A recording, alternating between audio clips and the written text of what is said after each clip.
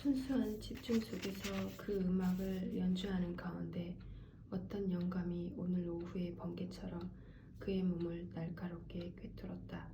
거장만이 발휘할 수 있을 것 같은 복잡한 기교의 구조를 가졌으면서도 지극히 아름답고 성찰적인 음악이었다. 그것은 사람이 살아가는 모습을 끝도 없이 솔직하고 섬세하고 입체적으로 표현했다. 그것은 음악을 통해서만 표현할 수 있는 종류의 세계의 중요한 양상이었다. 그런 음악을 자신의 손으로 연주할 수 있다는 데에 자부심을 느꼈다. 그의 등줄기가 격렬한 환희로 바르르 떨렸다. 그러나 애석하게도 앞에 있는 청중들은 그렇게 생각하지 않는 것 같았다. 그들은 지겹고 짜증난다는 듯 몸을 꼼지락거렸다. 의자가 삐걱거리는 소리, 기침하는 소리가 들렸다. 왜 그럴까? 사람들은 이 음악의 가치를 이해하지 못하는 것이다.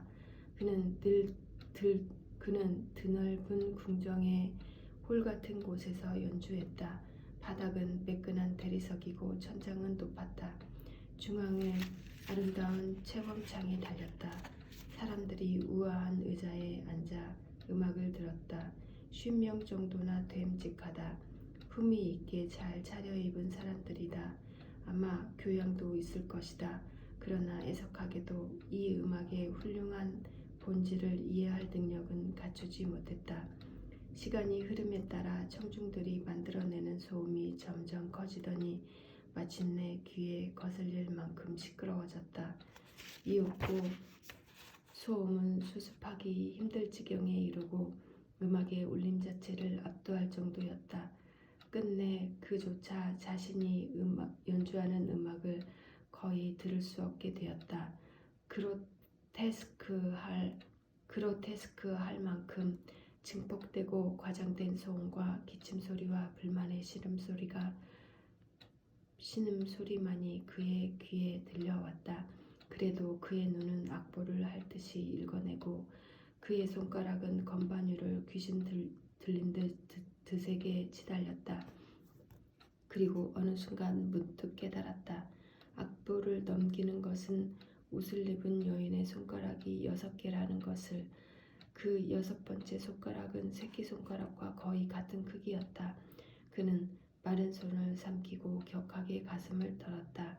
그는 자신의 곁에 선 여자를 올려다보고 싶었다. 어떤 여자일까? 아는 여자일까? 그러나 그 악장이 끝날 때까지는 단 한순간도 악보에서 눈을 뗄 수가 없었다. 설령 이제 아무도 그 음악을 들어주지 않는다 해도. 거기서 스크루는 눈을 떴다. 머리맡에 놓인 전자시계의 녹색 문자는 2시 35분을 가리키고 있었다.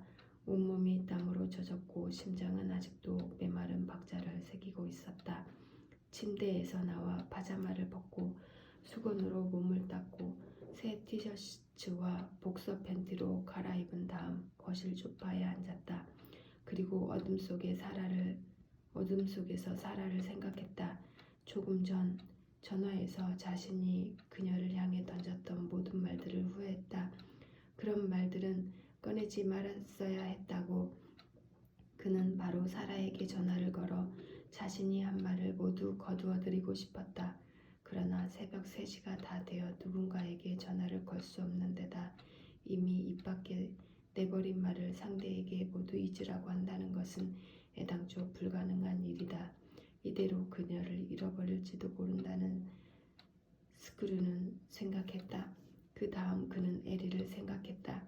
에리 구르노 하타에는 어린 2딸의 어머니 자작나무 저편으로 펼쳐진 파란 호수를 떠올리고 방파자에 묶인 작은 보트가 내는 소리를 생각했다. 아름다운 문양의 도자기, 작은 새들의 주저김, 개 짖는 소리, 그리고 알프레도 브렌델이 단정하게 연주하는 순례에 그의 몸에 살며시 닿은 에리의 풍만한 가슴이 전한 감촉, 따스한 입김과 눈물에 젖은 볼, 잃어버린 몇 가지 가능성과 다시는 돌아오지 않을 시간. 한순간 두 사람은 테이블을 사이에 두고 잠시 아무 말 없이 애써 말을 찾으려 하지 않고 창밖에서 작은 새가 지저귀는 소리에 귀를 기울였다. 독특하고 신비로운 멜로디의 울음소리였다. 그 멜로디가 숲속에서 몇 번이나 반복되었다. 어미새가 아기새들에게 저런 식으로 울음소리를 가르치는 거야. 에리가 말했다. 그리고 미소를 지었다. 여기 와서 알았어. 새들도 일일이 울음소리를 가르쳐야 한다는 것을. 인생은 복잡한 악보 같다고 스프르는 생각했다. 16분음표와 32분음표, 기묘한 수많은 기호, 의미를 알 수 없는 표시들도 가득 차 있다. 그것을 올바르게 해독하는 것은 참으로 어려운 일이다.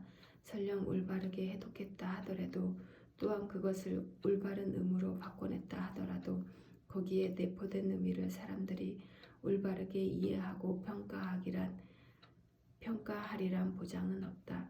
그것이 사람을 행복하게 해주리란 보장도 없다. 사람의 행위는 왜 그렇게 복잡하게 엉켜야만 하는 것일까? 사라를 단단히 잡아둬.